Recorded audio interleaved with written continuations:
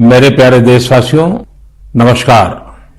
मन की बात की शुरुआत में आज मैं आप सबके साथ एक खुशखबरी साझा करना चाहता हूं।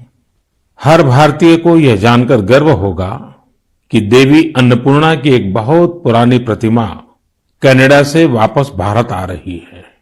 यह प्रतिमा लगभग 100 साल पहले 1913 के करीब वाराणसी के एक मंदिर से चुराकर देश से बाहर भेज दी गई थी। मैं कनाडा की सरकार और इस पुण्य कार्य को संभव बनाने वाले सभी लोगों का इस सहृदयता के लिए आभार प्रकट करता हूं। माता अन्नपूर्णा का काशी से बहुत ही विशेष संबंध है। अब उनकी प्रतिमा का वापस आना हम सभी के लिए सुखद है। माता अन्नपूर्णा की प्रतिमा की तरह ही हमारी विरासत की अनेक अनमोल धरोहरें अंतर्राष्ट्रीय गिरोहों का शिकार होती रही है। ये गिरोह अंतर्राष्ट्रीय बाजार में इन्हें बहुत ऊंची कीमत पर बेचते हैं। अब इन पर सख्ती तो लगाई ही जा रही है। इनकी वापसी के लिए भारत ने अपने प्रयास भी बढ़ाए हैं। ऐसी कोशिशों की वजह से बीते कुछ वर्षों में भारत कई प्रतिमाओं और कलाकृतियों को वापस लाने में सफल रहा है। माता अन्नपूर्णा की प्रतिमा की वापसी के साथ एक संयोग ये भी जुड़ा है कि कुछ दिन पूर्व ही वर्ल्ड हेरिटेज वीक मनाया गया है। वर्ल्ड हेरिटेज वीक संस्कृति प्रेमियों के लिए पुराने समय में वापस जाने, उनके इतिहास के अहम पड़ावों को पता लगाने का एक शानदार अवसर प्रदान करता है। कोरोना कालखंड के बावजूद भी इस बार हमने इनोवेटिव तरीके से लोगों को ये हेरिटेज वीक मनाते देखा। क्राइसिस में कल्चर बड़े काम आता है। इससे निपटने में अहम भूमिका निभाता है। टेक्नोलॉजी के माध्यम से भी कल्चर एक इमोशनल रिचार्ज की तरह काम करता है। आज देश में कई म्यूजियम्स और लाइब्रेरीज अपने कलेक्शन को पूरी तरह से डिजिटल बनाने पर काम कर रहे हैं। दिल्ली में हमारे राष्ट्रीय संग्रहालय ने इस संबंध में कुछ सराहनीय प्रयास किए हैं। राष्ट्रीय संग्रहालय द्वारा करीब 10 वर्चुअल गैलरीज इंट्रोड्यूस करने की दिशा में काम चल रहा है न मजेदार? अब आप घर बैठे दिल्ली के नेशनल म्यूजियम गैलरीज का टूर कर पाएंगे, जहां एक और सांस्कृतिक धरोहरों को टेक्नोलॉजी के माध्यम से अधिक लोगों तक पहुंचाना अहम है। वहीं इन धरोहरों के संरक्षण के लिए टेक्नोलॉजी का उपयोग भी महत्वपूर्ण है। हाल ही में एक इंटरेस्टिंग प्रोजेक्ट के बारे में पढ़ रहा था। नॉर्वे के उत्तर में स्वालबार्ड नाम का एक द्वीप है। इस द्वीप में एक प्रोजेक्ट आर्कटिक वर्ल्ड आर्काइव बनाया गया है। इस आर्काइव में बहुमूल्य हेरिटेज डेटा को इस तरह से रखा गया है कि किसी भी प्रकार के प्राकृतिक या मानव निर्मित आपदाओं से प्रभावित न हो सके। अभी हाल ही में यह भी जानकारी आई है कि अजंता गुफाओं की धरोहर को भी डिजिटाइज करके इस प्रोजेक्ट में संजोया जा रहा है। इसमें अजंता गुफाओं की पूरी झलक देखने को मिलेगी। इसमें डिजिटलाइज और रिस्टोर्ड पेंटिंग के साथ साथ इससे संबंधित दस्तावेज और कोट्स भी शामिल होंगे। साथियों, महामारी ने एक और जहां हमारे काम करने के तौर तरीकों को बदला है, तो दूसरी ओर प्रकृति को नए ढंग से अनुभव करने का भी अवसर दिया है। प्रकृति को देखने के हमारे नजरिए में भी बदलाव आया है। अब हम सर्दियों के मौसम में कदम रख रहे हैं। हमें प्रकृति के अलग अलग रंग देखने को मिलेंगे।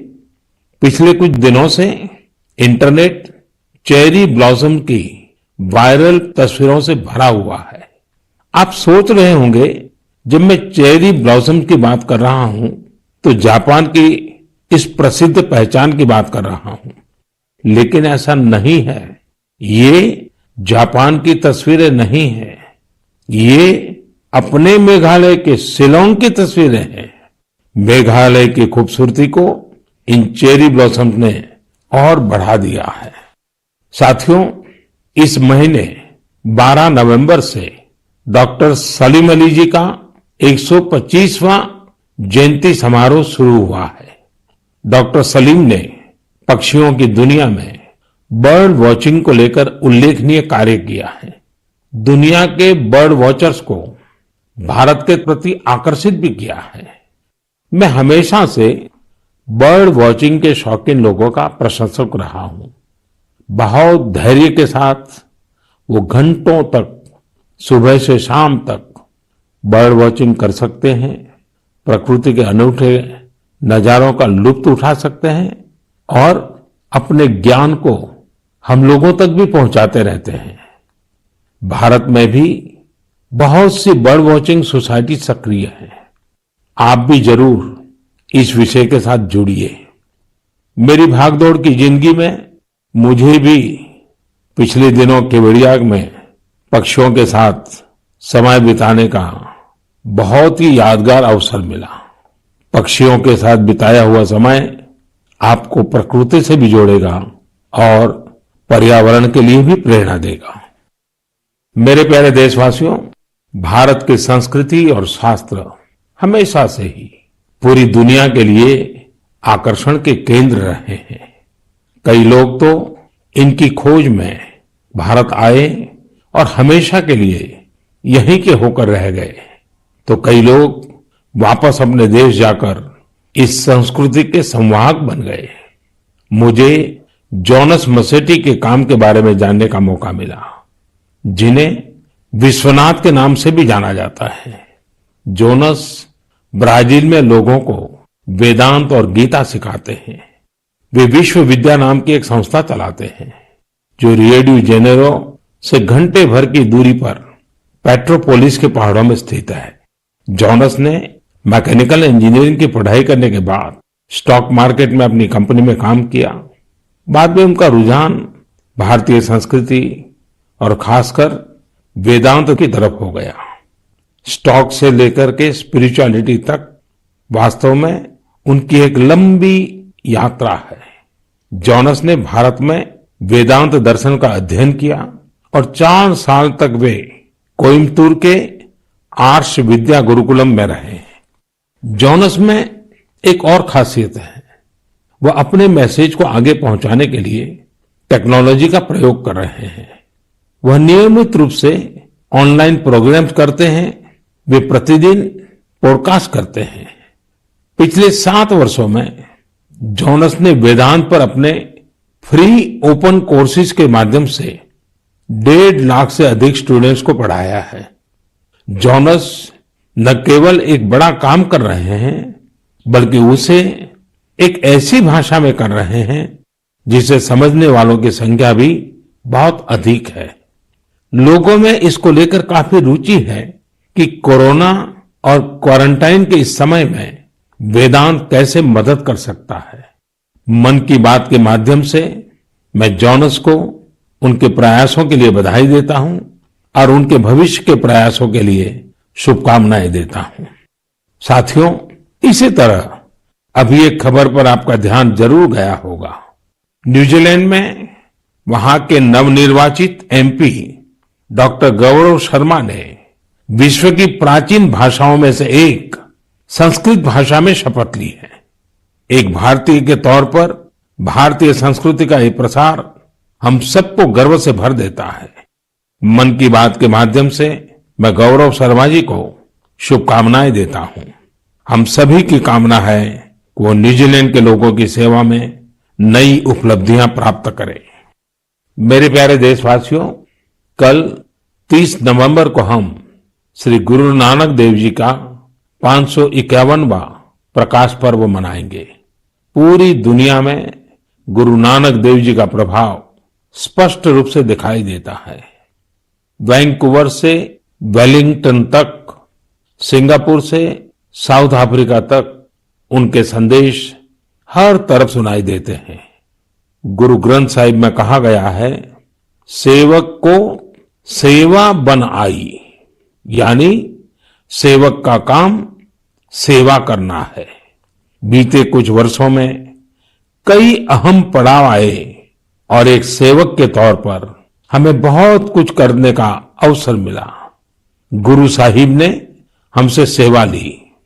गुरु नानक देव जी का ही 550वां प्रकाश पर्व, श्री गुरु गोविंद सिंह जी का 350वां प्रकाश पर्व, अगले वर्ष श्री गुरु तेग बहादुर जी का 400वां प्रकाश पर्व भी है। मुझे महसूस होता है कि गुरु साहब की मुझ पर विशेष कृपा रही, जो उन्होंने मुझे हमेशा अपने कार्यों में बहुत करीब से जोड़ा है। साथियों, क्या आप जानते हैं कि कच्छ में एक गुरुद्वारा है, लखपत गुरुद्वारा साहब। श्री गुरु नानक जी अपनी उदासी के दौरान लखपत गुरुद्वारा साहिब में रुके थे। 2001 के भूकंप से इस गुरुद्वारे को भी नुकसान पहुंचा था। यह गुरु साहिब की कृपा ही थी कि मैं इसका जीर्णोद्धार सुनिश्चित कर पाया। न केवल गुरुद्वारा की मरम्मत की गई, बल्कि उसके गौरव और भव्यता को भी फिर से स्थापित किया गया। हम सबको गुरु साहिब का भरपूर आशीर्वाद भी मिला।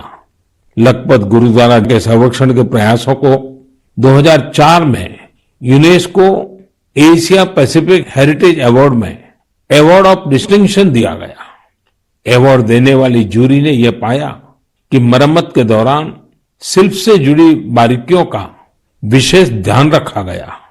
जूरी ने यह भी नोट किया कि गुरुद्वारा के पुनर्निर्माण कार्य में सिख समुदाय की न केवल सक्रिय भागीदार रही, बल्कि उनके ही मार्गदर्शन में यह काम हुआ।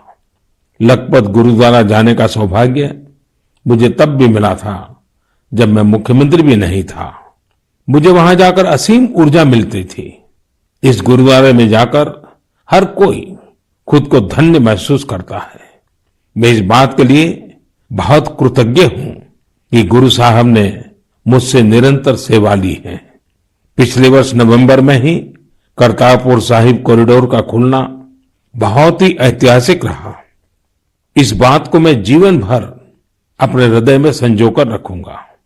ये हम सभी का सौभाग्य है कि हमें श्री दरबार साहिब की सेवा करने का एक और अवसर मिला। विदेश में रहने वाले हमारे सिख भाई बहनों के लिए अब दरबार साहिब की सेवा के लिए राशि भेजना और आसान हो गया है।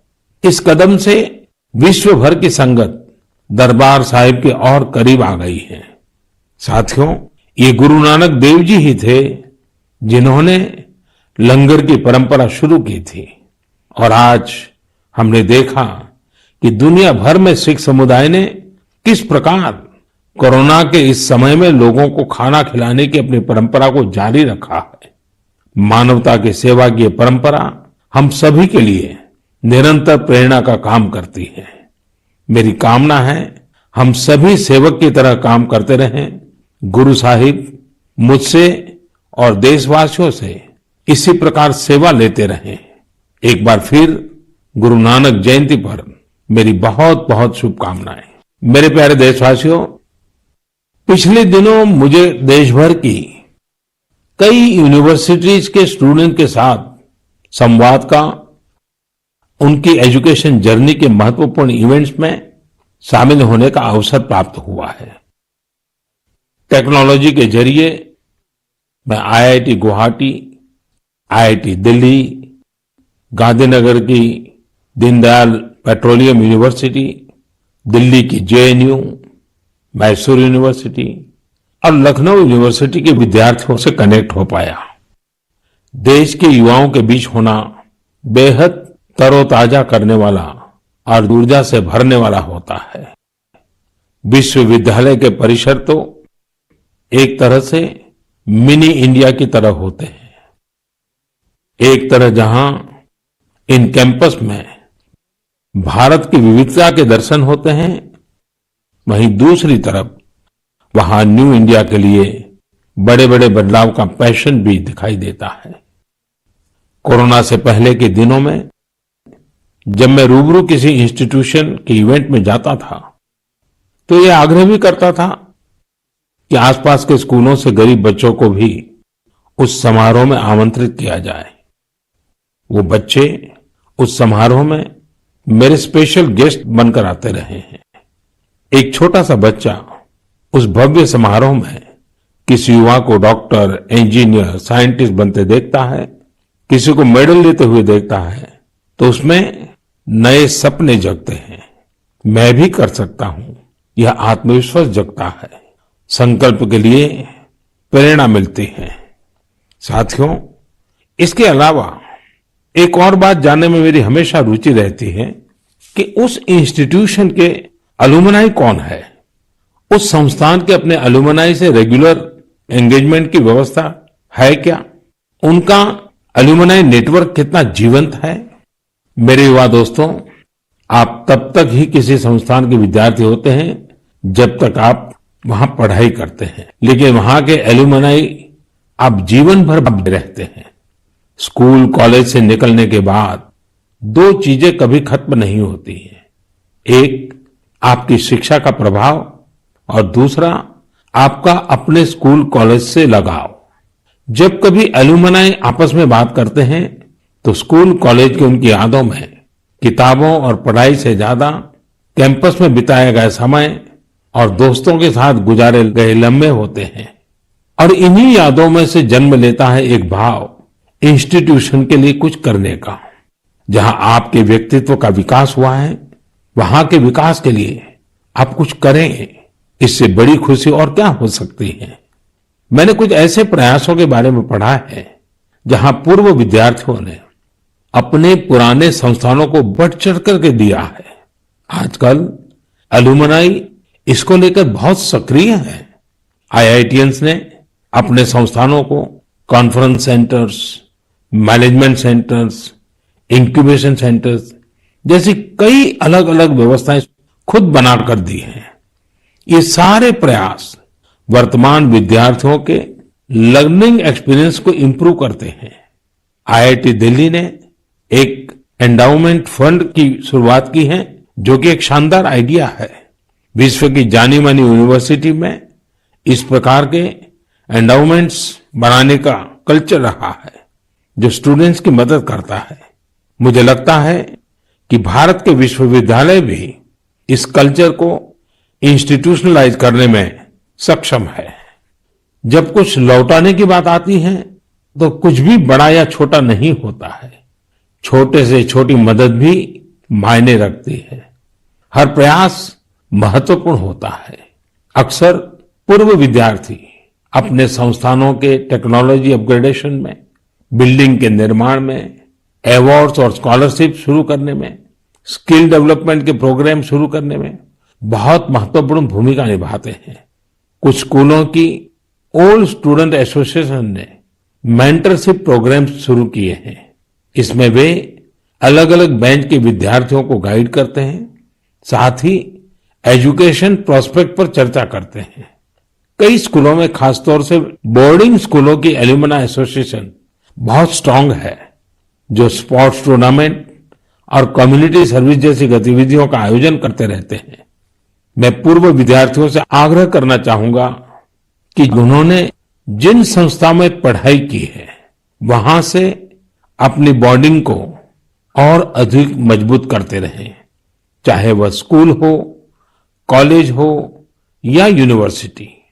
मेरा संस्थानों से भी आग्रह है कि एल्यूमनाई एंगेजमेंट के नए और इनोवेटिव तरीकों पर काम करें, क्रिएटिव प्लेटफॉर्म्स डेवलप करें, ताकि एल्यूमनाई की सक्रिय भागीदारी हो सके। बड़े कॉलेज और यूनिवर्सिटीज ही नहीं, हमारे गांवों के स्कूल्स का भी strong, vibrant, active alumni network हो। मेरे प्यारे देशवासियों, 5 दिसंबर को श्री अरबिंदो की पुण्यतिथि है। श्री अरबिंदो को हम जितना पढ़ते हैं, उतनी ही गहराई हमें मिलती जाती है। मेरे युवा साथी श्री अरबिंदो को जितना जानेंगे, उतना ही अपने आप को जानेंगे, खुद को समृद्ध करेंगे। जीवन की जिस भाव अवस्था में आप हैं, जिन संकल्पों को सिद्ध करने के लिए आप प्रयासरत हैं, उनके बीच आप हमेशा से ही श्री अरबिंदो को एक नई प्रेरणा देते पाएंगे, एक नया रास्ता दिखाते हुए पाएंगे। जैसे आज जब हम लोकल के लिए वोकल इस अभियान के साथ आगे बढ़ रहे हैं, तो श्री अरबिंदो का स्वदेशी का दर्शन हमें राह दिखाता है। बांग्ला में एक बड़ी ही प्रभावी कविता है, छोईशुतो पॉयमोन्तो आसे तुंग होते दिस्लाई काठी ताऊ आसे पोते प्रोदीप्ति जालिते खेते सुते जेते किछुते लोग नॉय शादीन। यानी हमारे यहां सुई और दिया सलाई तक विलायती जहाज से आते हैं। खाने पीने सोने किसी भी बात में लोग स्वतंत्र नहीं है। वो कहते भी थे स्वदेशी का अर्थ है कि हम अपने भारतीय कामगारों कारीगरों की बनाई हुई चीजों को प्राथमिकता दें। ऐसा भी नहीं है कि श्री अरबिंदो ने विदेशों से कुछ सीखने का भी कभी विरोध किया हो। जहां जो नया है वहां से हम सीखें। जो हमारे देश में अच्छा हो सकता है उसका हम सहयोग और प्रोत्साहन करें। यही तो आत्मनिर्भर भारत अभियान में वोकल फॉर लोकल मंत्र की भी भावना है। खासकर स्वदेशी अपनाने को लेकर उन्होंने जो कुछ कहा वो आज हर देशवासी को पढ़ना चाहिए। साथियों, इसी तरह शिक्षा को लेकर भी श्री अरबिंदो के विचार बहुत स्पष्ट थे। वो शिक्षा को केवल किताबी ज्ञान डिग्री और नौकरी तक की सीमित नहीं मानते थे। श्री अरबिंदो कहते थे हमारी राष्ट्रीय शिक्षा हमारी युवा पीढ़ी के दिल और दिमाग की ट्रेनिंग होनी चाहिए। यानी मस्तिष्क का वैज्ञानिक विकास हो और दिल में भारतीय भावनाएं भी हो।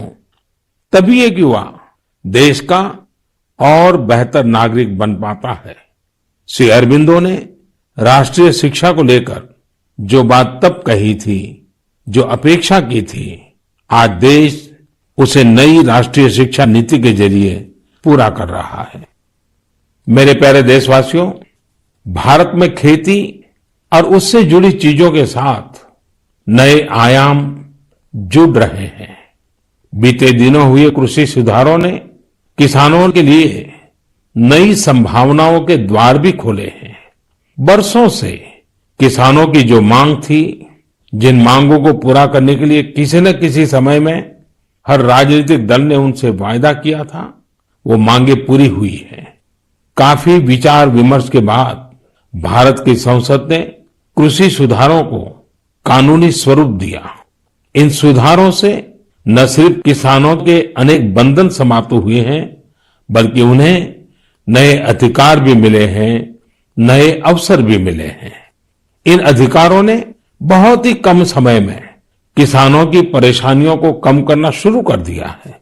महाराष्ट्र के धुले जिले के किसान जितेंद्र भोईजी ने नए कृषि कानूनों का इस्तेमाल कैसे किया, ये आपको भी जानना चाहिए।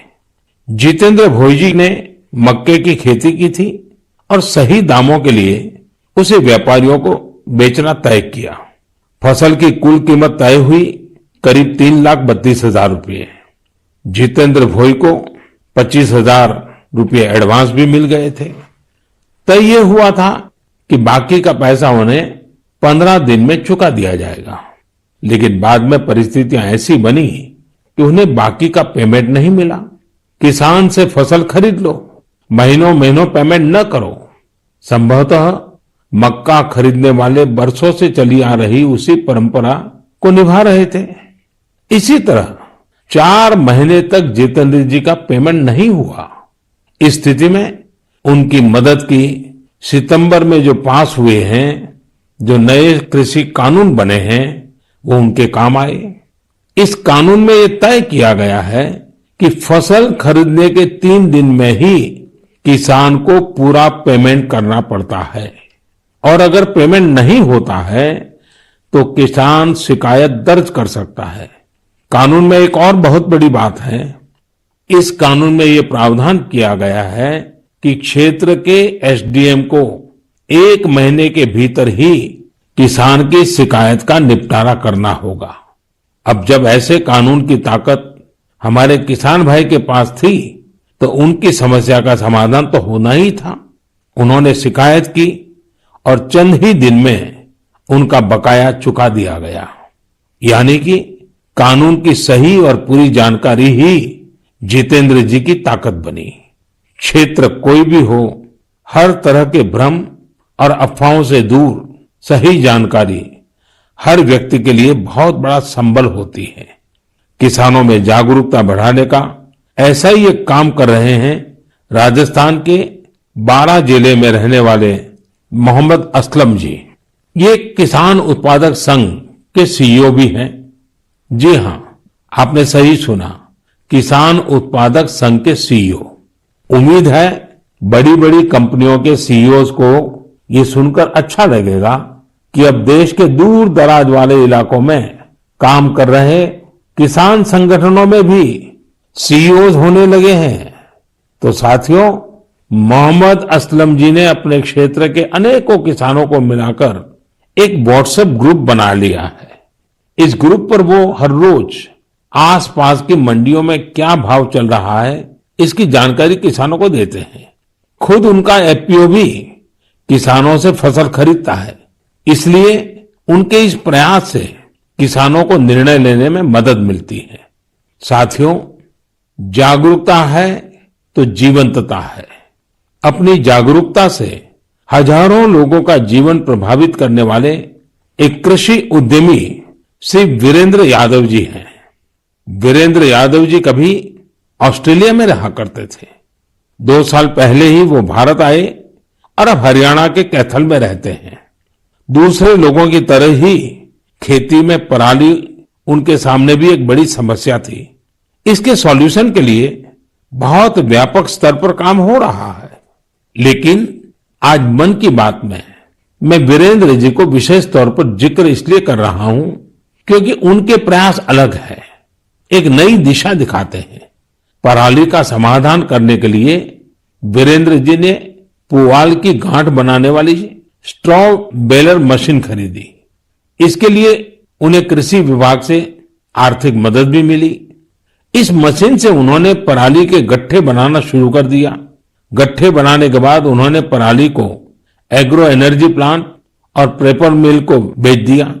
आप जानकर हैरान रह जाएंगे कि वीरेंद्र जी ने पराली से सिर्फ 2 साल में 1.5 करोड़ रुपए से ज्यादा का व्यापार किया है और उसमें भी लगभग 50 लाख रुपए मुनाफा कमाया है। इसका फायदा उन किसानों को भी हो रहा है जिनके खेतों से वीरेंद्र जी पराली उठाते हैं। हमने कचरे से कंचन की बात तो बहुत सुनी है, लेकिन पराली का निपटारा करके पैसा और पुण्य कमाने का यह अनोखा उदाहरण है। मेरा नौजवानों, विशेषकर कृषि की पढ़ाई कर रहे लाखों विद्यार्थियों से आग्रह है कि वो अपने आसपास के गांवों में जाकर किसानों को आधुनिक कृषि के बारे में, हाल में हुए कृषि सुधारों के बारे में जागरूक करें। ऐसा करके आप देश में हो रहे बड़े बदलाव के सहभागी बनेंगे। मेरे प्यारे देशवासियों, मन की बात में हम अलग अलग भांति भांति के अनेक विषयों पर बात करते हैं, लेकिन एक ऐसी बात को भी 1 साल हो रहा है जिसको हम कभी खुशी से याद नहीं करना चाहेंगे। करीब करीब 1 साल हो रहे हैं जब दुनिया को कोरोना के पहले केस के बारे में पता चला था। तब से लेकर अब तक पूरे विश्व ने अनेक उतार चढ़ाव देखे हैं। लॉकडाउन के दौर से बाहर निकलकर अब वैक्सीन पर चर्चा होने लगी है, लेकिन कोरोना को लेकर किसी भी तरह की लापरवाही अब भी बहुत घातक है। हमें कोरोना के खिलाफ अपनी लड़ाई को मजबूती से जारी रखना है। साथियों, कुछ दिनों बाद ही 6 दिसंबर को बाबा साहब आम्बेडकर की पुण्यतिथि भी है। ये दिन बाबा साहब को श्रद्धांजलि देने के साथ ही देश के प्रति अपने संकल्पों, संविधान ने एक नागरिक के तौर पर अपने कर्तव्यों को निभाने की जो सीख हमें दी है, उसे दोहराने का है। देश के बड़े हिस्से में सर्दी का मौसम भी जोर पकड़ रहा है। अनेक जगहों पर बर्फबारी हो रही है। इस मौसम में हमें परिवार के बच्चों और बुजुर्गों का, बीमार लोगों का विशेष ध्यान रखना है। खुद भी सावधानी बरतनी है। मुझे खुशी होती है जब मैं ये देखता हूं कि लोग अपने आसपास के जरूरतमंदों की भी चिंता करते हैं। गर्म कपड़े देकर उनकी मदद करते हैं। बेसहारा जानवरों के लिए भी सर्दियां बहुत मुश्किल लेकर आती हैं। उनकी मदद के लिए भी बहुत लोग आगे आते हैं। हमारी युवा पीढ़ी इस तरह के कार्यों में बहुत बढ़ चढ़कर सक्रिय होती है। साथियों, अगली बार जब हम मन की बात में मिलेंगे तो 2020 का ये वर्ष समाप्ति की ओर होगा। नई उम्मीदें, नए विश्वास के साथ हम आगे बढ़ेंगे। आप जो भी सुझाव हो, आइडियाज हो, उन्हें मुझ तक जरूर साझा करते रहिए। आप सभी को बहुत बहुत शुभकामनाएं। आप सब स्वस्थ रहें, देश के लिए